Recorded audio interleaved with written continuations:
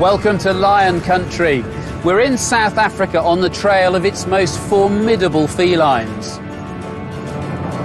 Tonight we're going to dissect two big cats, a lion but also a tiger. We want to find out whether they're actually the same animal but under different skins. We want to learn how they roar. I think there's about a 5% chance that this is going to work. And we want to see the kind of anatomy, the powerful anatomy that makes them such extraordinarily successful predators. So what we have here is a nice soft pussycat paw.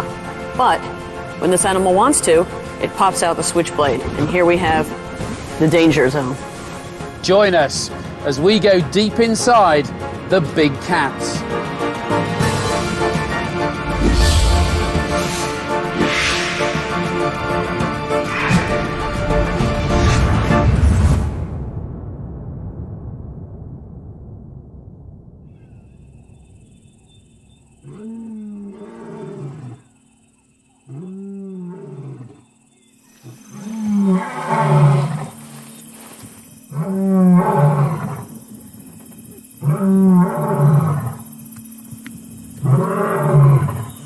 That is a truly fearsome sound.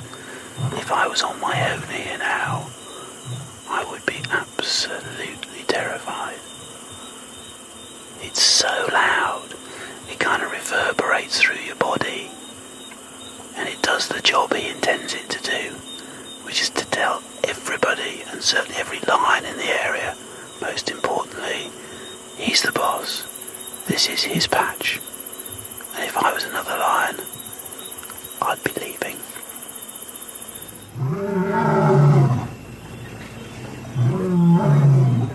The roar is a defining feature of big cats that separates them from their smaller domestic cousins. The mystery of how and why they make this thunderous sound is one of the first things our dissection team will investigate.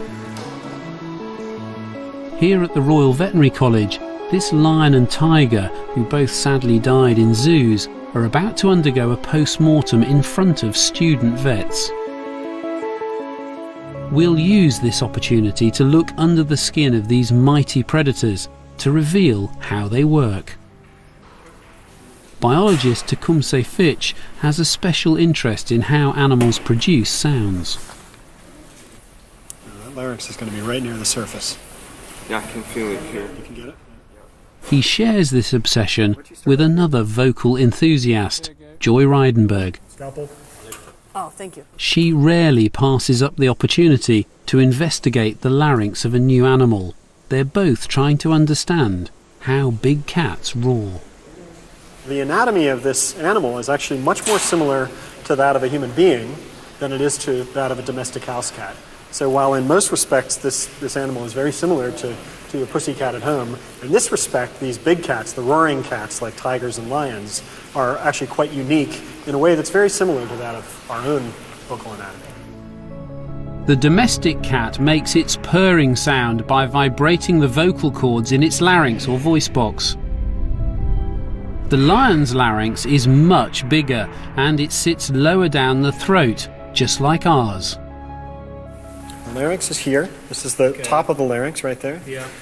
Just to give you a sense, if you were holding a human voice box, mine would be about this big. Okay, so look at this thing.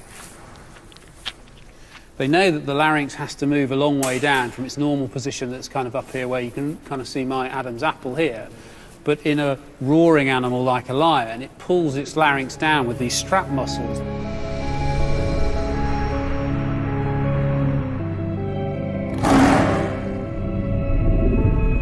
When a lion roars, it extends the vocal tract like a trombone slide, using muscles that pull the larynx towards the rib cage. Quite how the lion produces such an unusually loud, deep roar has never been fully understood. Tecumseh has seen similar anatomy in many other animals, but this is the first time he's looked down a lion's throat. Somewhere down on the sternum. We can't tell where. To trace back the strap muscles, they're forced to cut through the rib cage. I want to get in here and see what's really going on. Jesus, look at this. It just keeps going. I can't see how much further it goes. So here's the first rib, second rib. It's definitely below that. It looks like it may be between the second and the third rib. Just what have you found? The muscles that pull the larynx down are attached much deeper than I've ever seen in any other animal. And they seem to go halfway down into the chest. I have never seen anything like this. So all the animals I've dissected, these muscles attach at the top. They don't go all the way down. Yeah, here it is. I can't believe this. We're making a scientific discovery on TV. That never happens, does it? The guys are very excited at the moment because they have found what is essentially a new scientific discovery as far as they're concerned, which is about the fact that the larynx may be able to be pulled down by a lion far further down than they ever thought before, which makes this bigger distance between its nose, essentially, or its mouth, through to where the larynx is. And that means potentially making a much deeper, bigger, more impressive roar.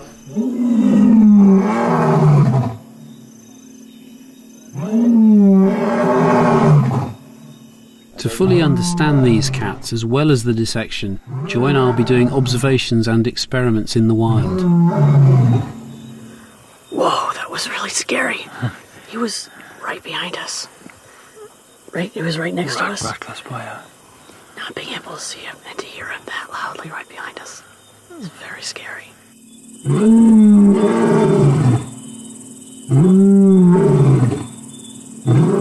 How far do you think that sound would carry? Well, a human ear can hear it at about 4 or 5 kilometers, depending on the terrain. So lions probably can hear it a bit further than that, 8, 9, 10 kilometers. So when you hear this roar at night, you can't see who's making it.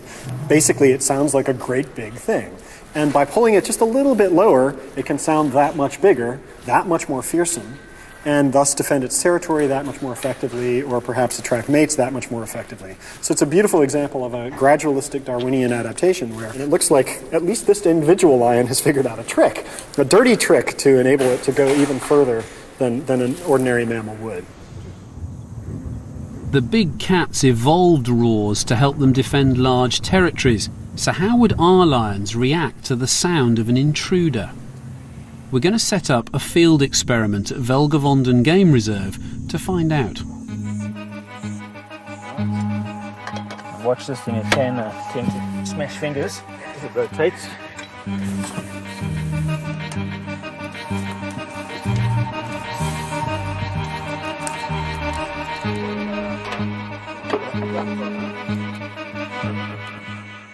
We've got one of the male lions behind us in the road, and back behind us over there in a tree we've set up some loudspeakers to play another male's roar, a roar from an intruder male that could be coming in here to try and take over his territory, and see what happens.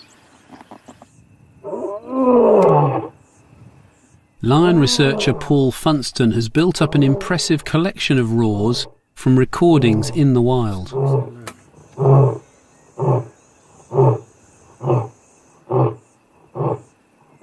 So is it more of a stay away or more of an invitation, I want to challenge you?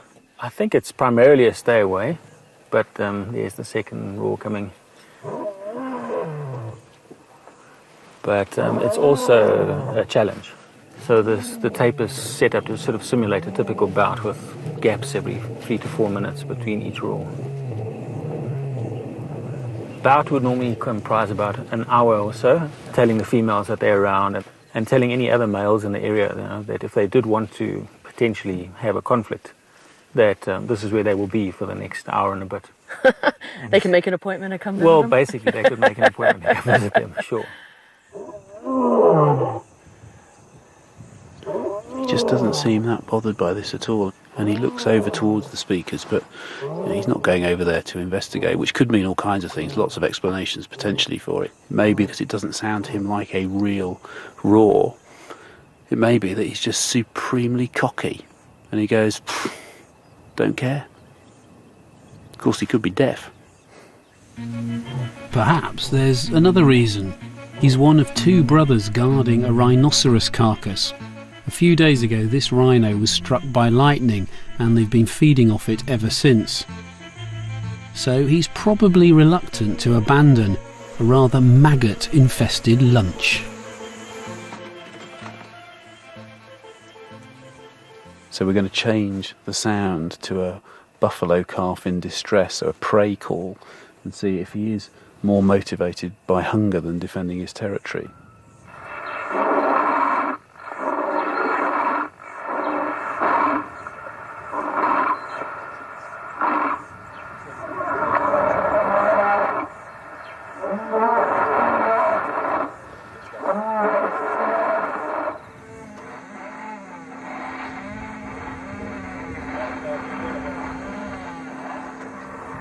He's now a pretty confused lion because he's come all the way here.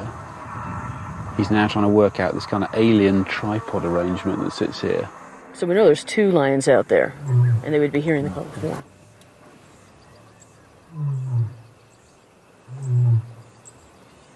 So he's now making the contact call.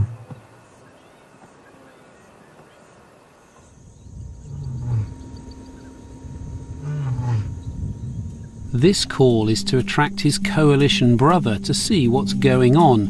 It's one of 9 distinct sounds they use to communicate. Back in the dissection room, Tecumseh wants to see the lion's larynx in action by trying to make the dead lion roar. So you're just opening the trachea? Yeah? Yep. How optimistic are you that if we blow some air through here, we're going to actually get it to work? There's about a 5% chance that this is going to work. So pretty optimistic then. That's one big windpipe there, isn't it? Yeah, sure is. Okay, so compressed air is what we're going to put through there then? That's right. I like your confidence there. Well, I'm just going to do a little test thing right now and to see. Okay. That's vibrating. I can feel that vibrating. Okay, this is looking pretty good. I think we have a chance. 12%? I'll go to 20. All right, here we go. This has never been done before. Never will be done again.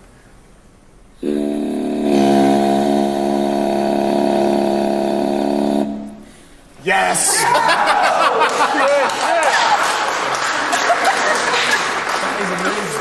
Okay, so now we're going to move the larynx back, so hopefully we'll be able to hear the roar getting deeper.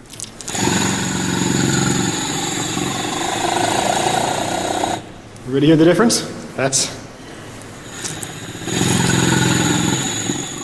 By pulling the larynx, Tecumseh's shown how the lion makes its roar sound so terrifying. And there's good reason to be frightened, as we'll find out when we investigate the anatomy of the kill.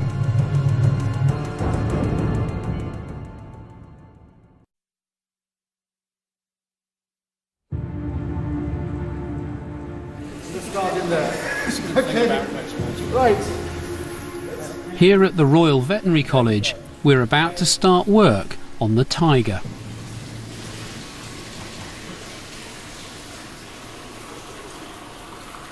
But it's interesting, isn't it? When you pull back the legs here, you go from, yes, you can imagine this being camouflaged within a jungle or kind of tree setting, but this, all this white, is like sticking up a huge great flag, isn't it? As soon as you start running to something, you see just masses of white underneath. Is that not a bit of a giveaway?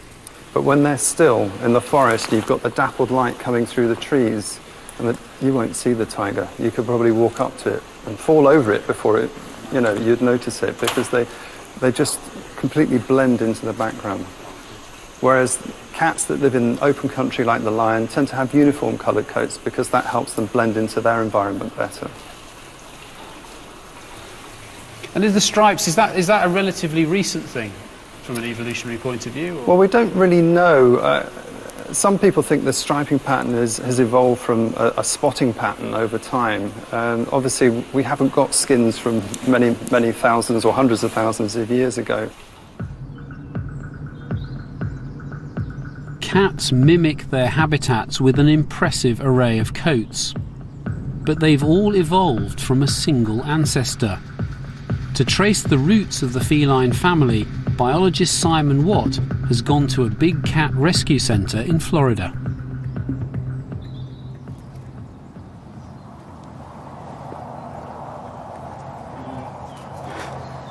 Lions and tigers, like all cats, are members of a group of mammals called the carnivora, or flesh devourers.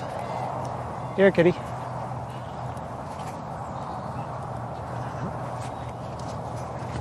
It's hard to believe that they're descended from a group of mammals, small weasel-like things that used to live in the trees.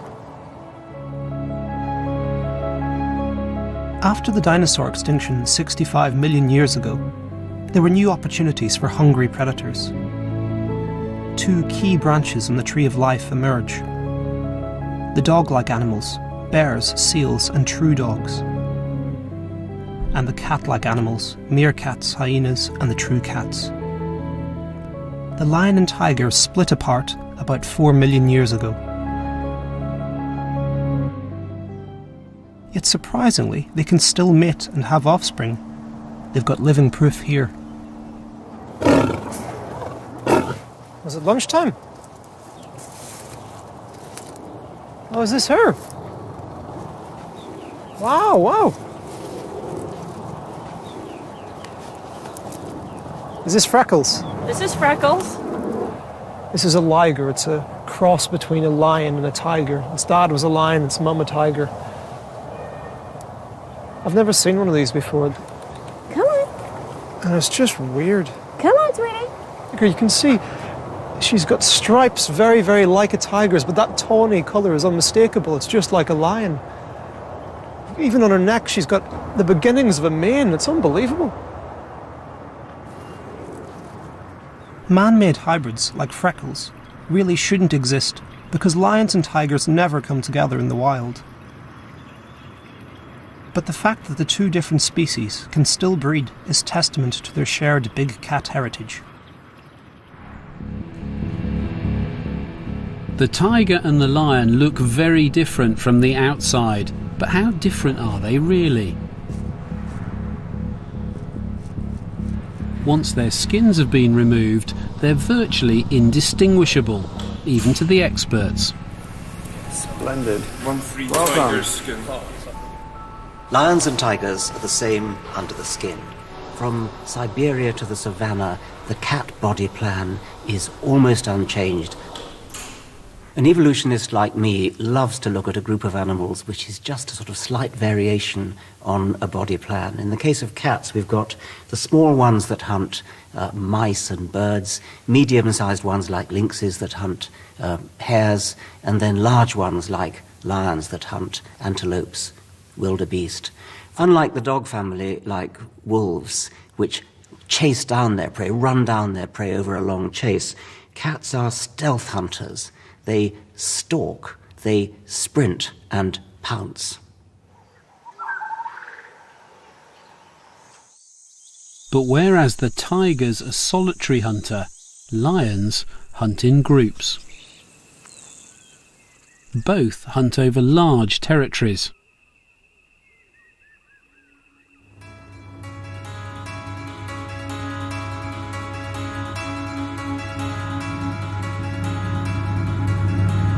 When you come over a ridge like this, you get a real impression of just how vast this area is. One of the territories on the far side, about 65 square miles. That's 8 miles by 8 miles, controlled by just 2 males. Lions are brilliant hunters, but these animals have got to protect their territories because this is a massively important food resource. And this is classic. Look at the little one at the back. The little calf, very vulnerable to a lion predator that will pick these off for lunch. The first stage in the anatomy of the kill is the chase. The lion has massive muscles attached to free-floating shoulder blades that give it a long, powerful stride.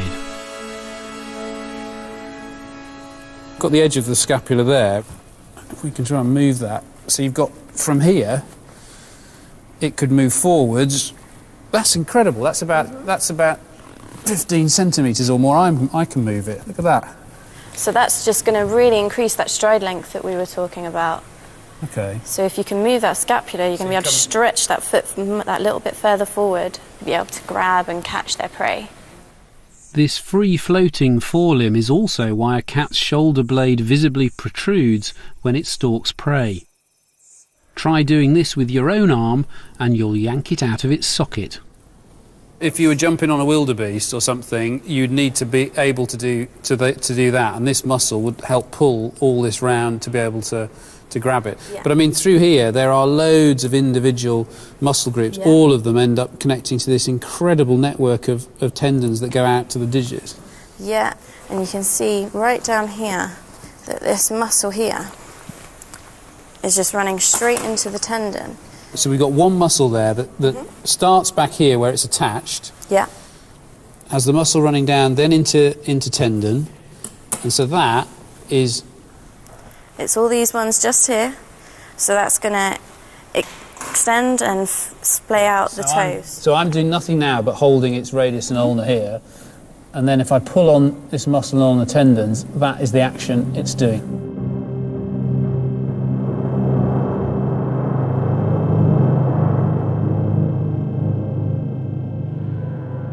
So when that muscle contracts, it looks like a tiny little muscle. It's doing that. It's run, run, run, kill, and that's all it needs to do with its forearms. Story. Nothing illustrates this better than this video clip from India of a tranquilizer darting expedition that missed its target.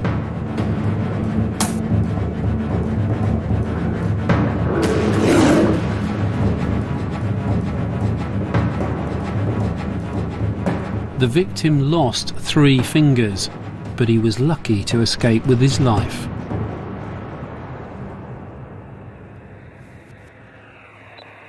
When the rangers in this park dart lions, they leave nothing to chance. One basic thing for tonight is safety first, please, everybody. At all times, stay within the confines of the vehicles. Do not stand up, because you'll single yourself out. These lions are going to be agitated, especially once the dart is in, that lioness is... They're darting a lioness to replace her radio collar, to enable them to track her pride across the reserve. It'll also allow me to take a much closer look at a living lion. Any questions from your side? No, cool. Okay, let's get on with it. Let's go and enjoy it. To draw the pride of lions out of the bush, they tie a dead wildebeest to a tree.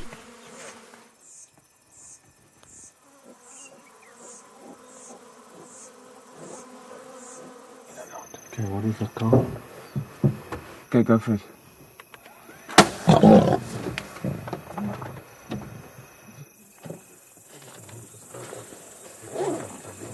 After a few minutes, the dart starts to take effect.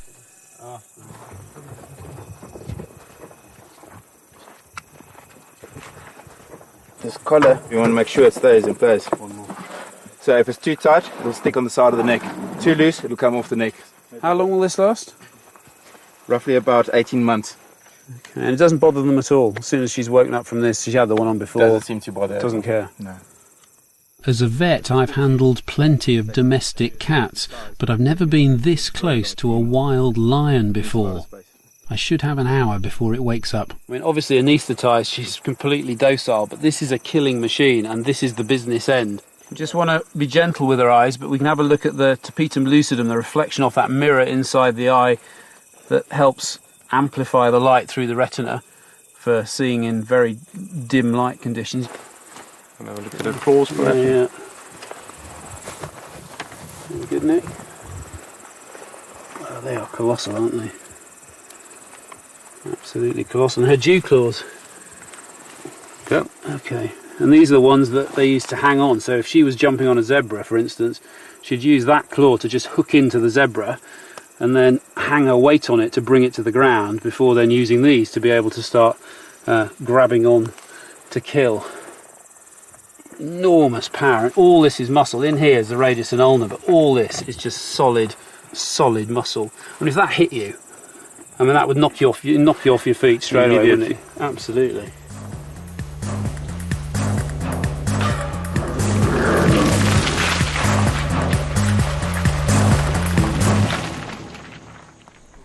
So what we have here is a nice soft pussycat paw. Looks very cuddly. But when this animal wants to, it pops out the switchblade. And here we have the danger zone. If we turn it around and look at the other side of the animal, we can see the anatomy involved in retracting a claw. If we pull on this muscle from the top, we see that the whole toe moves upward. from this position, we can pull it up, just like a marionette. And then we can also pull it down with this muscle's tendon, which is coming underneath the foot. And that pulls the toe down. And we can wiggle that finger back and forth, just like we wiggle our fingers back and forth. But what we can't do is take our nail and protract it out to make the claw stick out. Our nail is always stuck here. But if you hold this in tension and at the same time pull from the muscle on the bottom, what happens is the claw protracts out. That's called protraction, when the claw sticks out like that. The natural rest position is here in retraction. But when they want to stick it out, they have to pull on both of these muscles at the same time to cause the switchblade to pull out. And then you get this very long extension of that claw. And that's the weapon. That's unsheathing the sword for these guys.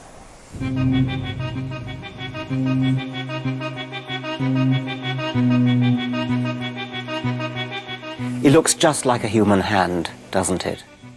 All mammals, in fact all land vertebrates, have very similar hand, all descended from a common ancestor. What's happened is that the skeleton has remained the same, but what's changed is the shapes and the sizes, the relative proportions of the bones. A bat wing is also a hand, a mole's spade is also a hand. The skeleton's remained, but the bones have changed. The big cat's paws with their deadly claws can bring down the largest prey. It's now they deliver their deadly, crushing bite, the final act in the anatomy of the kill.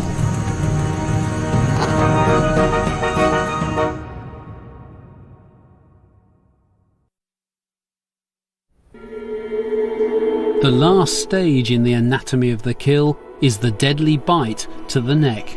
This is the tiger. Actually, I'm not sure now. What have we got? This is the tiger. That's a long one, yeah. And this is the lion. This is the lion. Yeah, so the similarities between these really big cats become really striking, and part of that is just about its size. People have debated quite a bit which one is larger, a lion or a tiger. The fact is, actually, they're about equivalent. The biggest tigers and the biggest lions are about the same, and you can really see that. It's quite striking if we open up the jaws. It wouldn't be that different looking into the mouth of a lion and looking into the mouth of a tiger. Another very impressive and sadly extinct animal is the saber-toothed cat. And this is the tiger. Just look at the difference in the canines between these two animals. These, again, think about the killing bite that would be possible with a set of canines like this.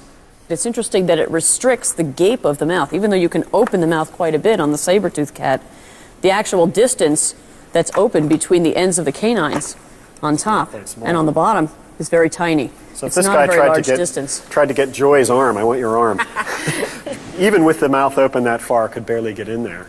So it's probably more likely that he would do something like this. Hey, don't bite me. A stabbing motion rather than a biting motion. Whereas this one can easily get you. Yes, this guy could get my arm. When a lion closes its jaws around the windpipe of large prey like a wildebeest, it'll hold the bite for up to 10 minutes before its victim dies. Back in the field, our anaesthetised lion has been out for almost an hour. But teeth-wise, that's a pretty good mouth apart from those lesions on the tongue. You do get a sense of how rough this is for grooming and stripping meat off. But muscles in this head to be able to kill and also to rip the pieces of meat that it needs to eat off the carcass, absolutely massive. If you try and lift this head, this is an enormous weight in here. The thing that's really striking about this animal's head are these gigantic muscles, these vast muscles. On us, if you look on the side of your mouth, this thing is the equivalent of this muscle. This muscle on us also exists. It's this tiny little thing that you can kind of see tensing, but it's just a little sheet of muscle in comparison to this muscle. The lion uses the huge power of the muscles in its head and in its jaws to be able to either direct these canine teeth as a killer bite through the top of the neck to break the spine, or can suffocate the animal by squeezing its windpipe from underneath its neck. Either way, prey animal ends up inside here. But once he's down to the business of turning this prey into a meal, it goes into scissor mode. So these are these cutting teeth. These are called carnassials, and they basically are quite sharp. They have a sharp edge. So two blades are in close contact so that they're really rubbing up against one another and slice very neatly and very effectively through a piece of tissue. But you don't really want these making contact when you're making that killing bite. You don't want to have them run up against each other and perhaps even shatter the tooth. If the sharp back teeth come into contact when a lion makes its powerful killing bite, the result would be a dental disaster.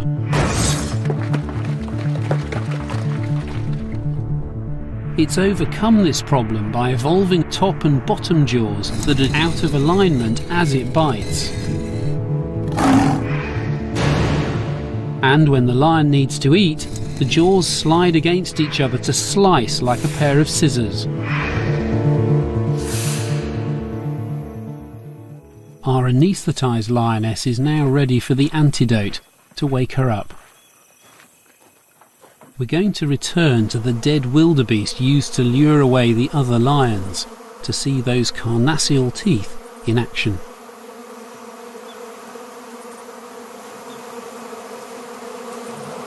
It doesn't take long for a hungry male to arrive. But he senses something's wrong with this easy takeaway meal.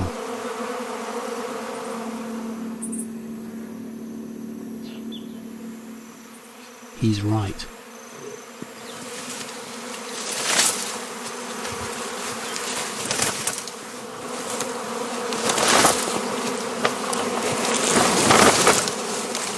If you look underneath his belly, you can see there's a ridge running underneath the belly there. And there's a flap of skin called the lingual fold. And so basically that skin is folded in like this. And as the lion engorges, the skin folds open. So it allows the stomach to distend. Wow. So that's an adaptation for filling the belly to engorged. They can eat about 30% of their body weight in one sitting. So 50, 60 kilograms of meat. To survive, big cats need other animals to satisfy their high-protein diet.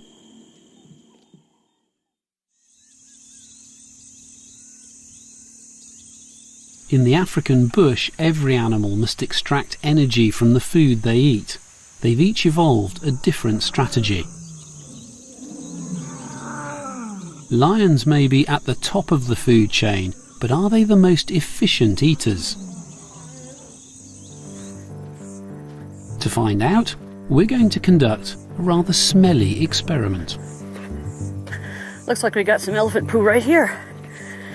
Okay, let's get a sample of this. Joy's hot on the heels of the herbivores.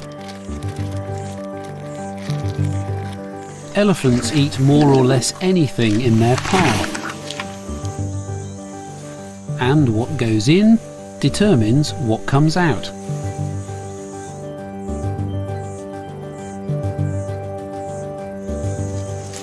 Giraffes, on the other hand, are fussy eaters, delicately stripping off only the freshest acacia leaves and producing droppings a rabbit would be proud of.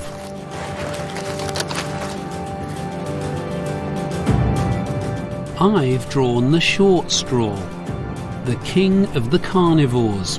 It is reputed to produce some of the smelliest specimens in the bush. Thanks.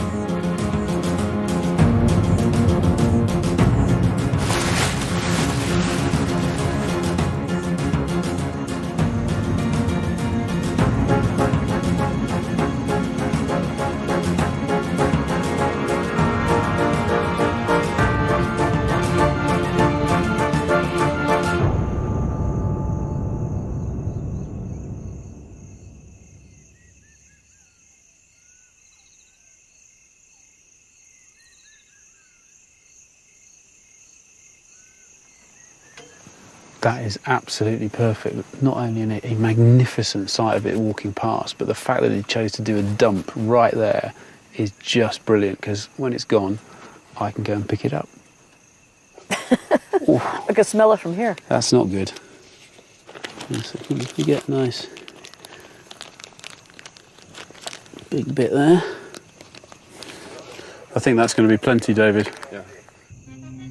Back at the lodge, we've set up a dung lab. By burning our samples in a bomb calorimeter, we'll see how much heat they produce, which will tell us how much energy each animal has extracted from its food. Temperature is 2.57.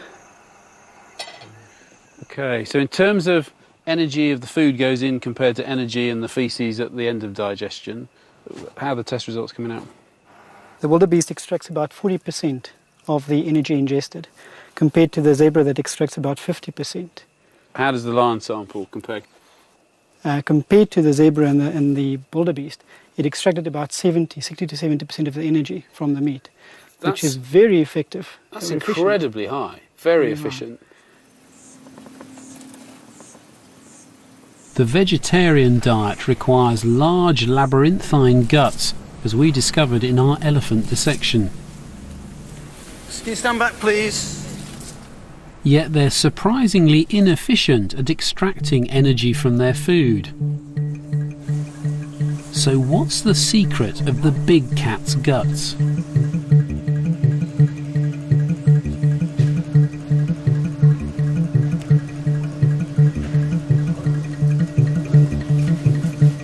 When you compare it with like a herbivore, which has an incredibly complicated digestive system, this actually is just very simple, isn't it? We've got a stomach and a whole load of pipe work to do all the absorption and then to produce faeces at the end. End of story. Yeah, but because meat's so easy to digest, you don't need a very long tube to digest it in. So compared with a herbivore, this is a very, very short gut. And that's a function of being so high up the food chain, that your food is already pretty well processed from the difficult to digest stuff which the herbivores have already done for you. Lions spend most of the day sleeping after feasting on a kill. It seems like the perfect strategy. As meat eaters, lions let their prey's guts do the hard work of processing low energy food. That way the lion stays lean and mean, building up powerful muscle to hunt down their prey. But lions don't always have it their own way. Only 1 in 5 attacks is successful. Lions and other cats are superb killing machines, but of course they don't always succeed. They don't always make a kill. Antelopes, or whatever their prey are also superb running away machines, superb escaping machines, but they don't always escape. That's exactly what you'd expect, that there would be some failures on both sides. And there's actually an additional reason why you might expect a slight imbalance in that evolutionary arms race. You can express it in the words of an Aesop's fable. The fox is running for its dinner, but the rabbit is running for its life.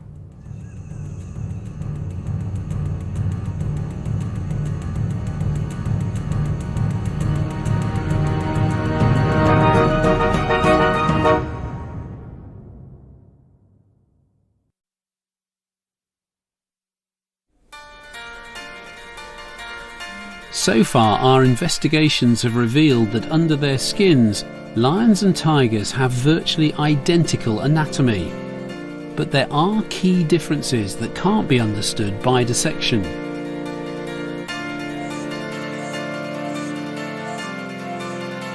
Tigers and most other cats lead solitary lives, whereas lions live in unique family groups. We're now going to look at the anatomy of the pride. These family groups probably evolved to help lions take down large prey and to defend their territories. It's resulted in a complex hierarchy.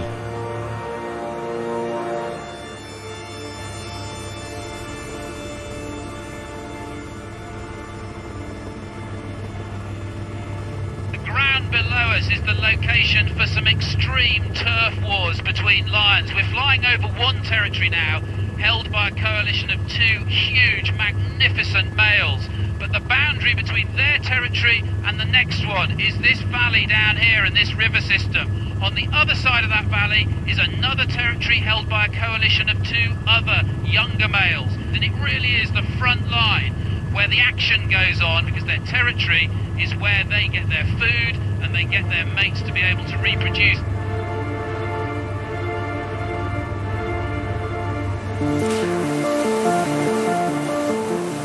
We're now going back into the territory to try to find the pride we tracked on our darting foray.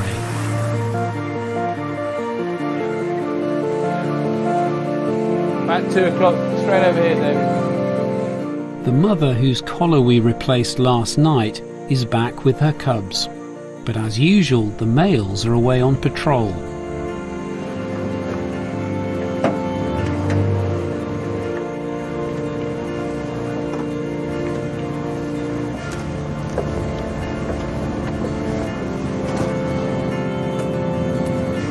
Like looking for a needle in a haystack. The males form bands of brothers who work together to defend their kingdom against rival males from the neighbouring territory. There, under the tree here. Stop there. There they are. There's our 2 males. They are the kings of this place. Absolutely awesome. God, look at the testicles on that. How does this guy fit into the male coalition and the whole pride? He's the big male, as we call him, the Induna, or the boss around here, or main peanut in the packet. But he's the dominant male, and he'll actually mount the other male sometimes as a show of dominance over the other male. Wow. And how old do you think he is? He's roughly about 8 years old, so he's in prime of his life. But at this stage, he's separate from the pride. So assume these 2 males are busy marking their territories. They're busy going around the entire boundary, making sure there's no other males in the area. Quite often vocalizing a lot, telling other male lions that this would be their prime area, and marking territories by defecating and spraying their urine on bushes to mark their territory. All cats spray urine as a form of territory marking, saying who's been where and when. And if we look at the anatomy, the big male cats have got a big advantage in terms of their penis and which direction it points. If we have a look here, I mean... Let's reveal the King of the Jungle's crown jewels. Actually, it's all very small, isn't it? It is very small, very compact. And normally, of course, it just sort of hangs down and points backwards quite naturally. And so when it wants to spray urine, it goes in the right direction. Do you want to dissect down here a little bit? A lot of it's hidden round through the pelvis, isn't it? A lot of what would become engorged is actually hidden away there. And it's the shape of this thing when it's engorged which helps it push forward in the right direction for mating. So normally, when it would be spraying, it would be kind of like that. That's right, yeah. As it gets engorged, it's then moving round into a position like that for reproduction. Yeah.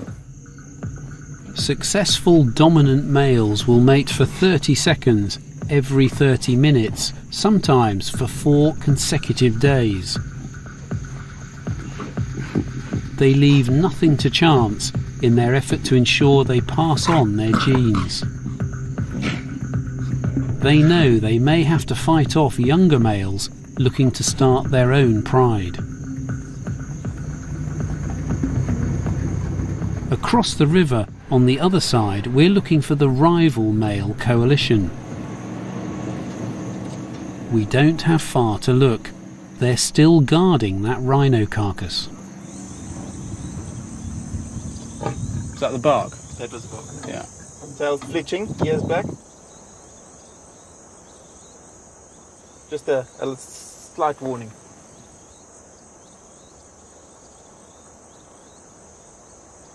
These are 2 young male lions, 2 different mothers but the same father, roughly about 5 years old. They've taken over this territory in the southern part of the reserve roughly about 2 months ago. As you can see, very young males. Manes looks like they haven't shaved for about 2 weeks. But up and coming, they're also starting to get a bit more dark. You can see the one's got a darker mane than the other. Normally that's a sign of dominance. The more darker the mane, the more dominant he is. Yeah, I mean, it's interesting. There have been studies done where the darker mane is attractive to the females. They check it out first, so it must have a really important role to play. In a bizarre experiment carried out in the 90s, scientists introduced stuffed lions with different coloured manes to see which one attracted the lionesses. Dark manes are a sign of increased testosterone. Even though they can't have smelled that convincing, the females were still attracted to the dark mane. And even this male approaches his stuffed rival cautiously. And this is almost certainly a good example of what Darwin called sexual selection as opposed to natural selection.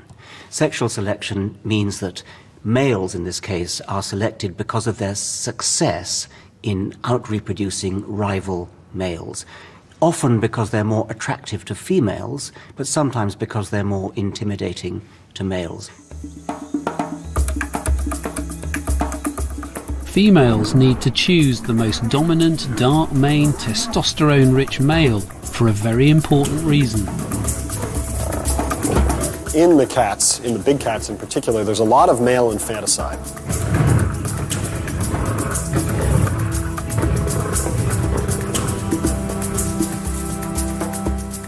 If some intruding male comes in, pushes away the former dominant, the first thing he does is kills the babies, kills the young animals. So from the female's point of view, the last thing she wants is to invest all these resources in gestating a young, giving birth to her cub, and then at 3 months or 6 months, another male comes in and kills it. So what she wants is to ensure that she mates with a dominant male, with a powerful male that can keep the competition away. Therefore, she can have a pretty good chance that her cubs are going to make it to be old enough to avoid infanticide. In the court of the Lion King, the young princes are initially vulnerable, until one day these young pretenders become strong enough to claim the throne. We've seen how the biggest cats in the feline family have adapted their anatomy to become dominant males, and how their paws and jaws have turned them into such formidable hunters.